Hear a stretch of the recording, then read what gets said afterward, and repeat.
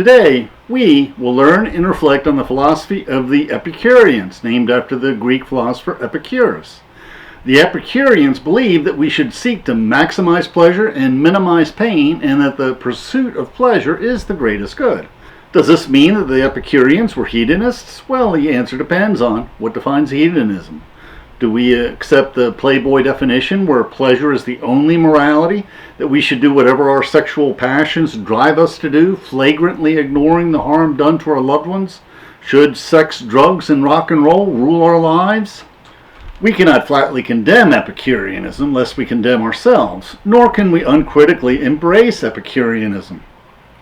If we live our life for the weekend and the holidays and vacations, for the time we spend with our friends and family at the movies and Disney at the amusement parks, we are enjoying a middle-class Epicurean lifestyle. But if we neglect our families and instead spend our free time drinking and dancing and carousing, then our hedonism and selfishness harms both us and our family and friends, if they are indeed our true friends. So we need to be like the Greeks, nothing to excess, avoiding hubris. At the end of our talk, we will discuss the sources used for this video and the blogs that cover this topic. Please, we welcome interesting questions in the comments. Let us learn and reflect together.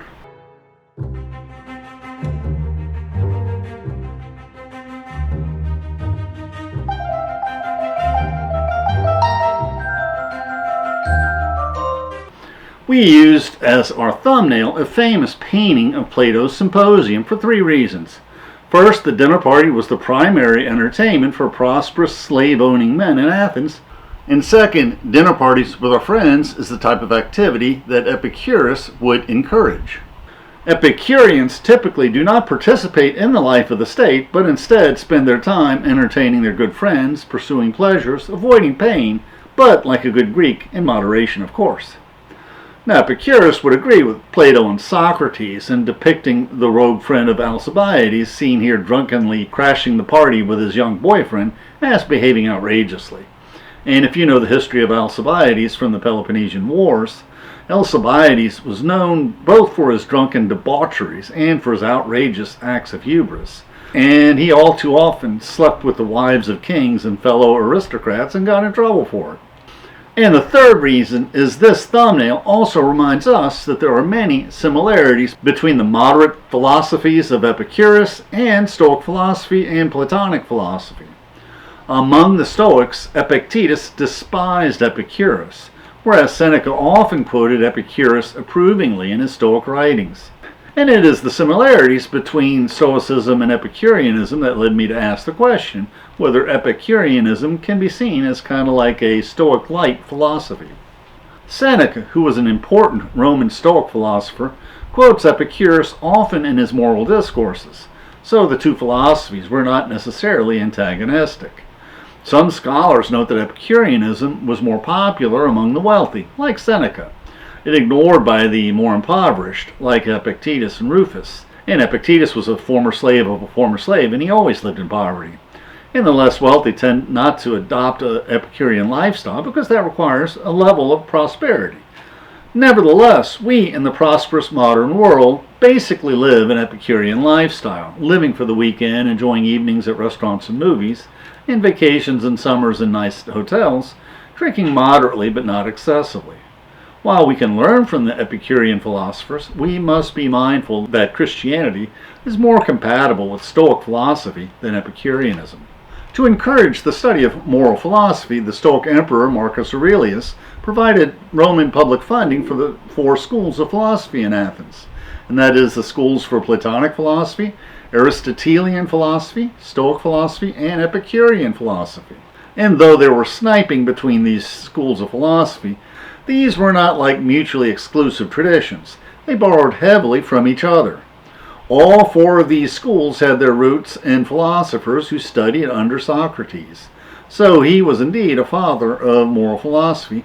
When Cicero sent his nephew to study philosophy in Athens, he told him to spend 6 months studying in each school of philosophy so he could absorb the best in each school.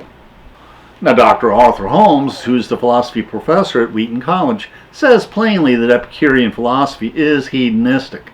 Holmes states that the earliest and most extreme Epicurean is Aristippus of Cyrene, who was a former student of Socrates, who was condemned in Plato's dialogues as a sophist who charged fees for his wisdom.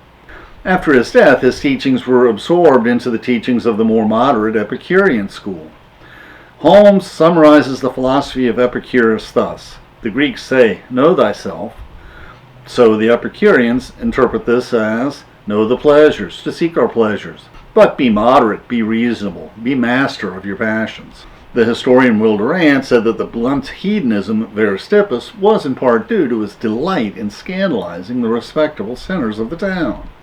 Both Aristippus and our friends the Greek Cynic philosophers both loved to scandalize their fellow Athenians.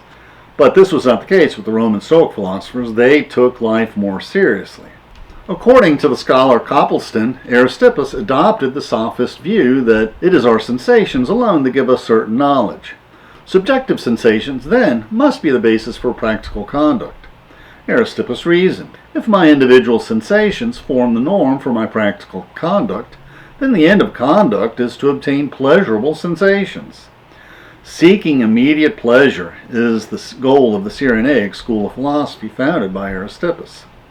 Will Durant says it best: whatever we do, according to Aristippus, is done through the hope of pleasure or fear of pain, even when we impoverish ourselves for our friends or give our lives for our generals. Unlike Epicurus, who seeks to maximize pleasure in the long run, Aristippus is more interested in today's pleasure, and he proclaims the art of life lies in plucking pleasures as they pass and making the most of what the moment gives. Copleston states, Socrates declared that virtue is the one path to happiness, but he did not maintain that pleasure is the end of life. Aristippus, however, seized the one side of Socratic teaching and disregarded all the rest. Many of his successors suggest that the wise man will, in his choice of pleasure, be cognizant of the future, which leads to a less selfish and more loving philosophy, like the philosophy of Epicurus. Diogenes also tells us what distinguishes the philosophies of Aristippus and Epicurus. The removal of pain, which Epicurus discusses, does not seem to Aristippus and the Cyrenaics to be pleasure, no more than the absence of pleasure seems to be pain. And also, the absence of pain is like someone who is asleep. Some people whose judgment has been perverted are capable of not choosing pleasure, a philosophy that's totally at odds with the asceticism of the Stoics and the early church fathers. What Diogenes mostly tells are stories from his life, and the stories of Aristippus definitely suggest a Playboy mentality. One story is he was offered by a king his choice of 3 courtesans, so he chose all 3 for the night. The king asked him his reason, and Aristippus replied that Paris brought on the fall of Troy by choosing one naked goddess rather than all 3. When someone reproached him for living with a courtesan, Aristippus asked, is there any difference between taking a house in which many once lived and taking one in which no one has lived? When the man said no, Aristippus answered, then it makes no difference whether the woman you live with has lived with many or with nobody. And the only flaw in that reasoning is that houses don't have feelings, while women do. And the modern equivalent of that quip is the modern suggestion that you can have many beers with no fear of causing jealousy, but you can't have many women the same way. Maybe these anecdotes suggest why the monks did not want to copy the manuscripts of Aristippus or the Greek Cynics or Zeno the Greek Stoic, since they all held somewhat libertine views. And we are not done. Another time when Aristippus was faulted for consorting with Laius, the courtesan, he said, I possess Laius, but I am not possessed by her. For it is the height of virtue not to abstain from pleasures, but to conquer and not be mastered by them. What a curious concept of virtue that is. To a courtesan who said, I am pregnant by you, Aristippus answered, you could be no more sure of this than after walking through a field of rushes, you claimed that you'd been pricked by a particular thorn. And Diogenes quotes Aristippus as saying, openly and without embarrassment, the wise man will engage in sexual relations with those whom he loves. And yuckily, the footnote says that this may refer to pederasty.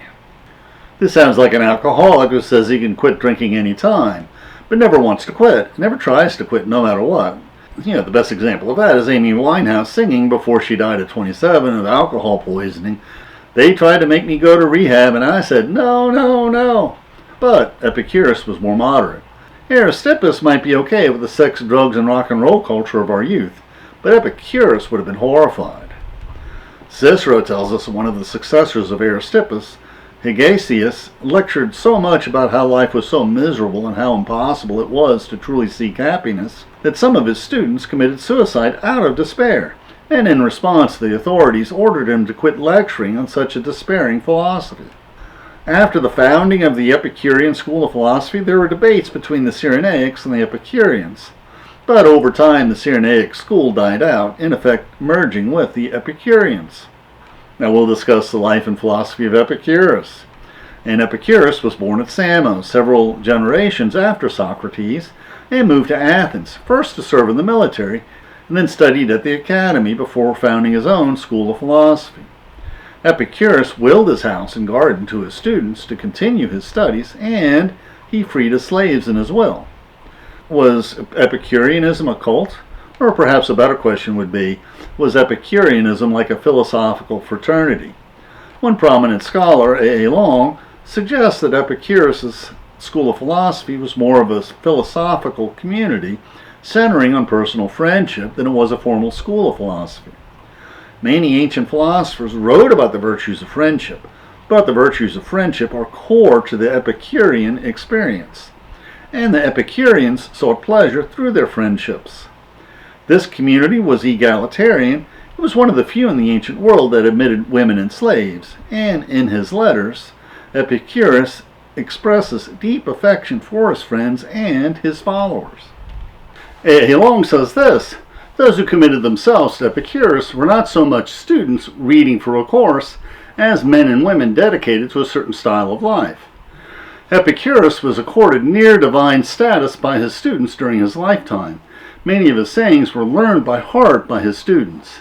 Seneca says their motto was, "Act always as if Epicurus is watching." Some scholars describe Epicureanism as a missionary philosophy, where disciples found Epicurean communities in several cities, including Antioch and Alexandria. Quoting A. Long, the adherents of Epicurus regarded him as savior, as the bringer of light, words we more commonly associate with Judaism and Christianity. Live as though the eye of Epicurus were upon thee. The Platonic, Aristotelian, and Stoic schools of philosophy encouraged their students to think independently, to think for themselves. But since Epicureanism developed around the personality of Epicurus, his disciples treasured his teachings as if they were religious teachings that needed little modification. Epicurus learned his physics from Democritus, learned the wisdom of pleasure from Aristippus, and they learned the pleasure of wisdom from Socrates. Wilderand tells us that Epicurus lived unobtrusively, in stoic simplicity and prudent privacy, content with a little water and a little wine, bread and a little bit of cheese. Although Epicurus took part dutifully in the religious rituals of the city, he kept his hand clear of politics, and his spirit free from the affairs of this world. Copleston observes, Epicurus concentrated on ethics even more so than did the Greek Stoics, declaring science and mathematics useless, since they had no connection with the conduct of life. Although Diogenes has more examples of the moderation of Epicurus, he also offers some conflicting accounts and criticisms from his enemies. Diogenes quotes Epicurus' writing, "I do not know what I would consider good apart from the pleasures derived from taste, sex, sound, and beautiful form." Diogenes noted that a former student criticized Epicurus for vomiting twice a day, for overindulging at banquets. Copleston identifies three core criteria in the philosophical system of Epicurus.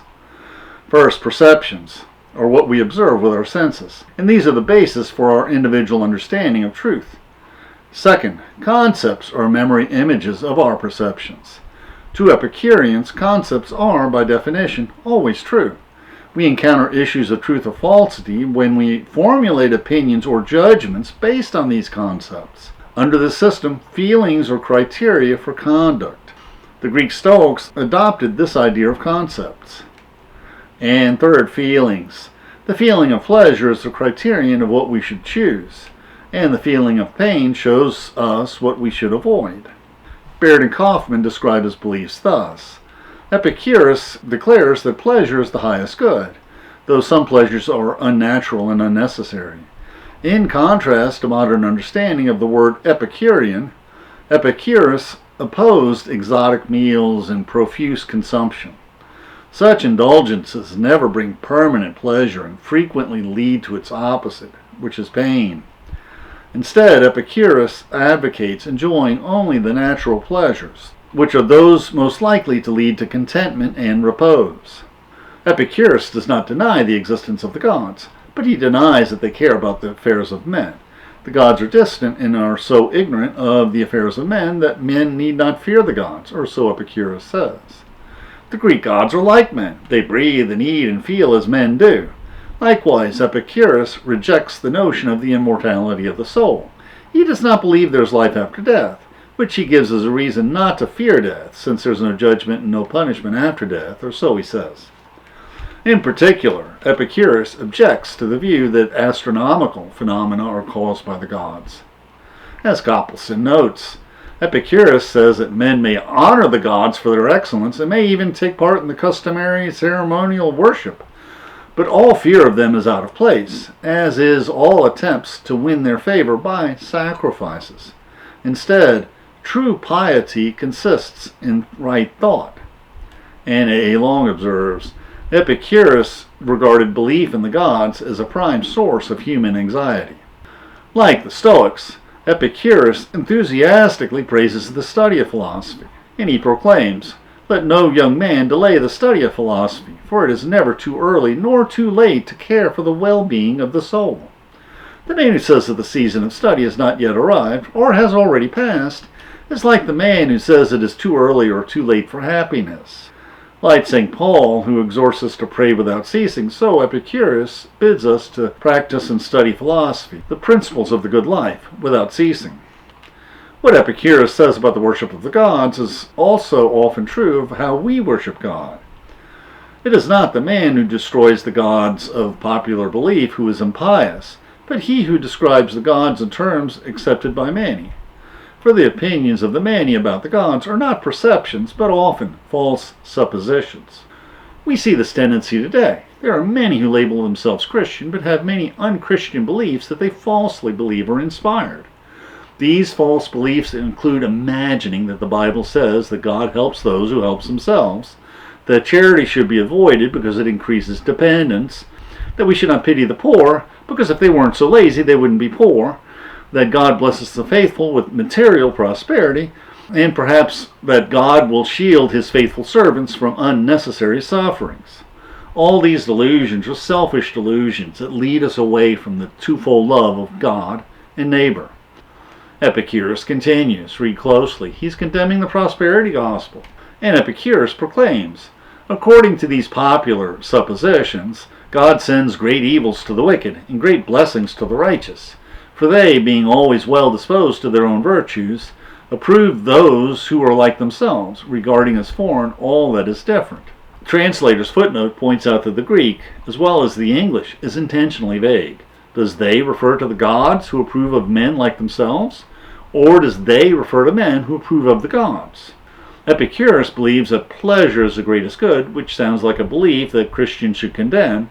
But before we condemn the belief, we must ask ourselves, what does Epicurus mean when he says this? How does Epicurus define pleasure and happiness? And Epicurus tells us, the truest happiness does not come from the enjoyment of physical pleasures, but from a simple life, free from anxiety, with the normal needs satisfied. Pleasure means the state where our body is free from pain and our mind is free from anxiety. Neither continual drinking and dancing, nor sexual love, nor a luxurious table brings us the pleasant life. But rather what brings us the pleasant life is sober reason that examines the motive for every choice and rejection. The truly wise man can be happy with a little, and simple and plain living is healthy living. Epicurus warns, pleasure's the greatest good, but some pleasures bring pain, and not every pleasure should be chosen. This thought is not fully developed in the fragments remaining of Epicurus' works. One interpretation could be that he's referring to false pleasures, selfish pleasures, pleasures that harm our neighbors or our loved ones, pleasures that rule our lives, and addictions that ruin our lives. Epicurus writes that the chief good is prudence. Prudence is more precious than philosophy itself. All other virtues spring from prudence. You cannot live pleasantly without also living prudently, nobly, and justly. Nor is it possible to live prudently, nobly, and justly without living pleasantly. What distinguishes Epicureanism from other philosophies? A. Long observes, for Plato and Aristotle, the source of happiness is virtue, excellence of soul as expressed in how you live your life. But for Epicurus, virtue is necessary to happiness, not as an essential ingredient, but as a means to its attainment. That means, according to Epicurus, virtue leads to pleasure, but pleasure is the goal. A. Long quotes from Epicurus, "We say that pleasure is the beginning and end of living blissfully. For pleasure is a good which is primary and innate. From pleasure we begin every act of choice and avoidance. It is to pleasure that we return. We use our experience of pleasure as the criterion of every good thing." We may condemn Epicureanism in comparison to the more morally rigorous Stoicism, and this condemnation is well deserved. But we must also realize that this perfectly sums up the American obsession of living for the weekend so we can spend time with our friends and loved ones. Or perhaps a modest Epicureanism can be a type of Stoicism-Lite. The spiritual danger is that we could underemphasize the importance of virtue in our lives. Now perhaps Epicurus himself recognizes this danger of his philosophy. Aristippus takes the short view of pleasure, while Epicurus takes the long view. A. Long quotes Epicurus, "Since pleasure is the good which is primary and innate, we do not choose every pleasure. Sometimes we pass over pleasures if their consequences is greater pain. For example, Epicurus is not fond of hangovers, so he drinks in moderation." And Epicurus continues, "And we regard many pains as superior to pleasures when a greater pleasure arises for us after we have put up with pains over a long time. For example, we suffer the pains of education, so months or years later we can earn more than the minimum wage. And although every pleasure seems to be good, not every pleasure is chosen, and not every pain is bad." A. Long further states, "Although Epicurus regarded the virtues as means and not as ends, he held that virtues are necessary for happiness and are inseparably bound up with the hedonist life." And he quotes Epicurus, "Of the sources of pleasure, the starting point and greatest good is prudence. Therefore, prudence is more valuable than philosophy. From prudence the other virtues arise. Prudence tells us that it is not possible to live pleasurably without living prudently, nobly, and justly. Nor can you live prudently, nobly, and justly without living pleasurably. Prudence often leads to happiness. But how can you say the pleasure is contingent for prudence? This can only be so when you define pleasure as the heavenly joy for those who truly love their neighbor, living selflessly, not living a selfish life. But Epicurus always talks about our selfish pleasures. He never defines pleasure as a heavenly joy. And Epicurus never talks about the need to love our neighbor, no matter who they may be. Were the Epicurean communities truly egalitarian, or did they evolve into social clubs for wealthy citizens?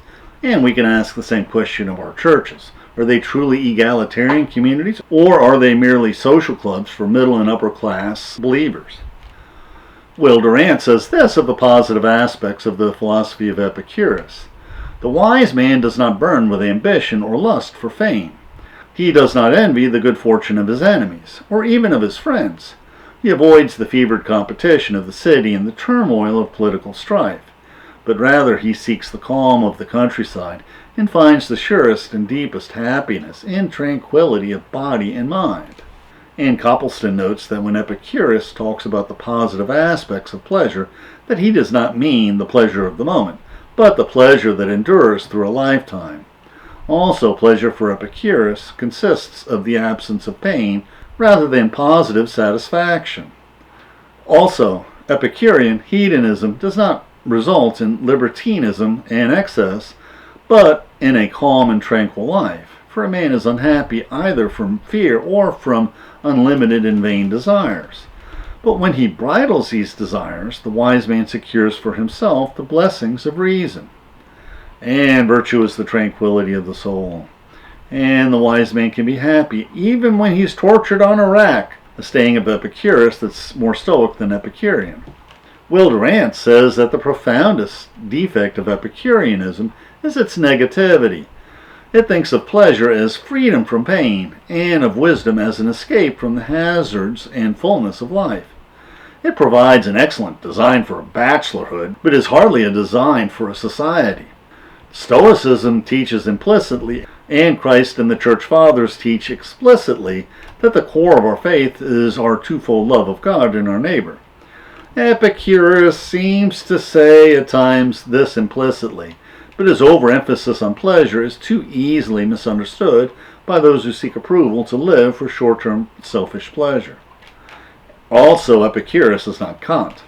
Kant teaches that we must live by the moral imperative, regardless of the consequences, that there is a higher good that we must adhere to. In contrast, the writings of Epicurus suggest that our actions are unjust only when we are caught and punished.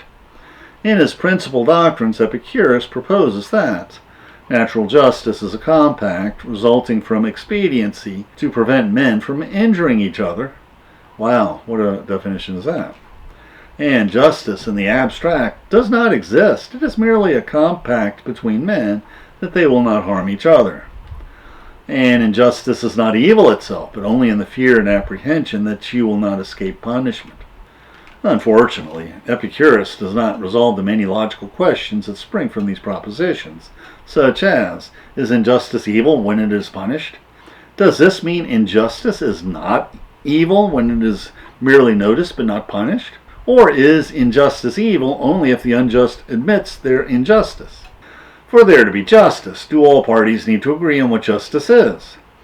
And if justice is expedient, does that mean that justice is changeable? And who determines what justice is, the weak or the strong? Now, although he lived several centuries after Epicurus, the philosophy of Lucretius does not deviate from that of Epicurus. Lucretius is known both as a poet and as an Epicurean philosopher. And Lucretius has some emphatic moral teachings, as quoted from his main surviving work. Lucretius writes, "Greed and blind lust for fame, which compel men to transgress the bounds of law and oftentimes make them, allies and ministers of crime, strive night and day, with toil and sweat to gain the heights of power. These wounds of life are in no small part fed by the fear of death. For it is the common view that shameful scorn and bitter poverty are far removed from a sweet and stable life. And, as it were, we are simply lingering before the gates of death. By civil strife they make wealth for themselves and heap up riches, murder upon murder, piling in greed, and envy consumes them." And Lucretius is describing attitude we see today in our wealth-worshipping culture. In our modern culture, businessmen prize most those who can sell, those who can earn 6 and 7 digits in commissions in a year, and they often tolerate the deception needed to turn such large sales. For the wealthy who work hard are blessed, and the poor who are lazy are cursed. Now you may object that not all wealthy work hard, and that not all poor are lazy, but yet we do tend to credit the wealthy for their wealth and success, while at the same time blaming the poor for their failures and poverty. Were Epicureanism and Stoicism competing schools of philosophy? They were competing, but not necessarily always opposing schools of philosophy. Both were inheritors of the Greek moral view testified by the inscriptions carved at the ancient oracle of Delphi. Know thyself, and nothing in excess. But Epicureanism and Stoicism definitely differed in emphasis. You could say that while the Stoics believe that your goal should be to live a godly life, and if you truly live a godly life, sometimes you'll be happy and sometimes you will not. Whereas the Epicureans believe your goal should be to live a happy and pleasurable life, but not a selfish and ungodly life. For selfishness and ungodliness leads to misery, not true pleasure. And the inheritors of Epicurean philosophy are the modern utilitarians. In an essay in the appendix of the leading English translation of the Lives of Eminent Philosophers by Diogenes Laertius, Anthony Grafton describes how Thomas More, the utilitarian philosopher, was inspired by Epicurean philosophy in his novel Utopia. Grafton notes that, like the Epicureans, the Utopians had their own religion and philosophy.